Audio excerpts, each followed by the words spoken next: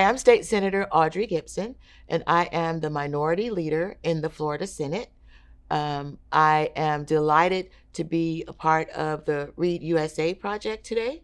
I was a reader from a little girl because it was always hot in the summer, so I stayed in and read, and then it was cold in the winter, imagine that, and I stayed in and read. And you can go anywhere you want to in a book. And so today I'm going to read for you Grace Goes to Washington.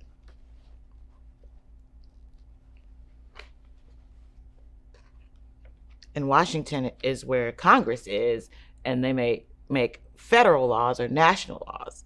I make state laws. Grace goes to Washington. One Friday afternoon in April, Mrs. Barrington shared a large diagram of the three branches of the U.S. government. But Grace Campbell could not stop daydreaming about the upcoming field trip to Washington, D.C. Grace, do you know who's in charge here? Mrs. Barrington asked. Who's in charge here? Grace repeated. Principal Perez? A few of her classmates giggled.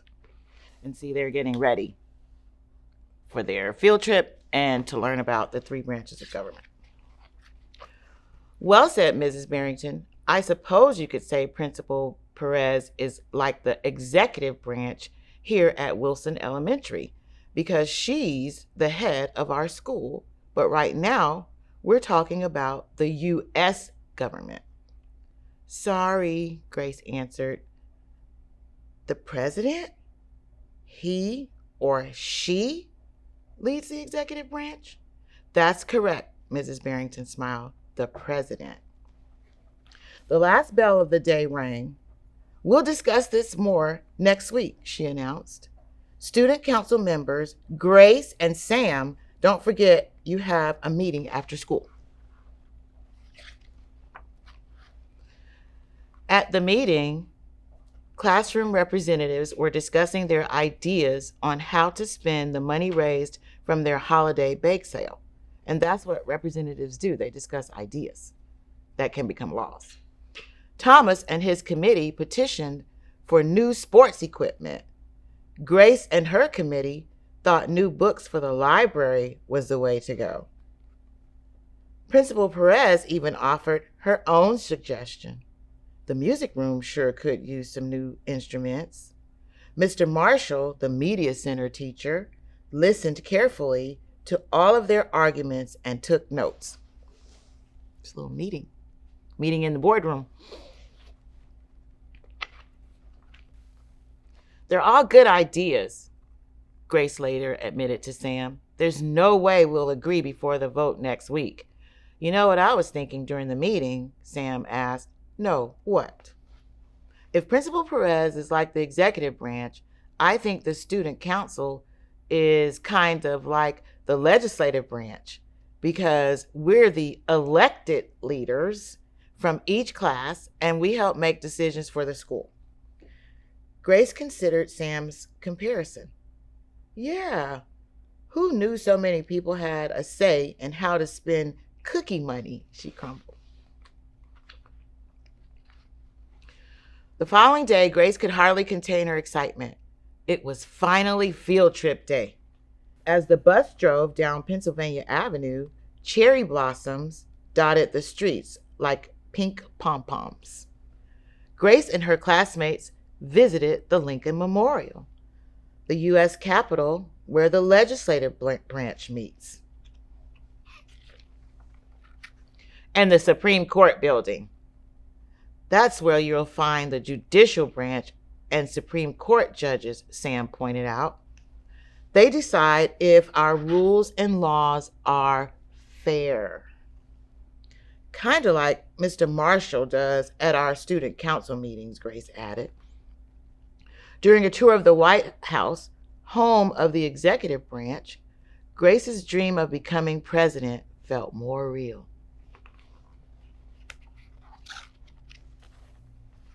The final stop of the day was the Martin Luther King Jr. Memorial.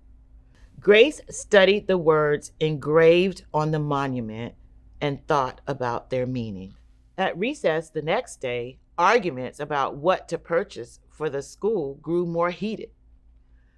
"Look at this crummy basketball," Clara complained. "It's practically worthless." "At least you have a ball," Fletcher groaned. "There are 2 new books in the Ninja Wizard series, but our library doesn't have either one." Hannah lobbied the loudest for new instruments. "Well, I, for one, am sick and tired of playing the recorder in music class." Principal Perez is right. Grace glanced at Thomas, who was unusually quiet. She looked past him to see who he was staring at. Grace didn't recognize the boy sitting all alone. He must be new, she thought. He looked kind of sad. Just then, the bell rang and students scattered. "Wait," Grace called out the boy. "You forgot something." Grace handed him his sketchbook. "I like your drawing," she said. Grace caught up to Thomas in the hallway. "I have an idea," she said. A few days later, the student council's last meeting of the year was being called to order. "Excuse me," Grace interrupted.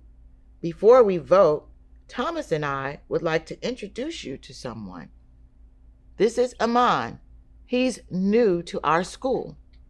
We'd like all of you to consider one more option for how to spend the bake sale money." Together, they rolled out a big poster. "We're calling it the Friendship Mall," Thomas said proudly. "Aman helped us design it. It's a place where you can go at recess to let other students know when you need a friend," Aman explained. Next, Thomas spoke about their field trip to Washington, D.C., and Grace read a quote from Martin Luther King Jr. "A finer, kinder world starts with us and the choices we make," she concluded. Thank you for listening. Everyone clapped. Principal Perez wiped away a few tears. Mr. Marshall pounded his gavel. "It's time to vote." After the ballots were collected from each classroom representative and the votes were tallied, Student Council President Grace Campbell peeked at the results and grinned. "It's a unanimous decision," she announced excitedly. That means everybody agreed. "All members are in favor of the Friendship Mall. Yay!"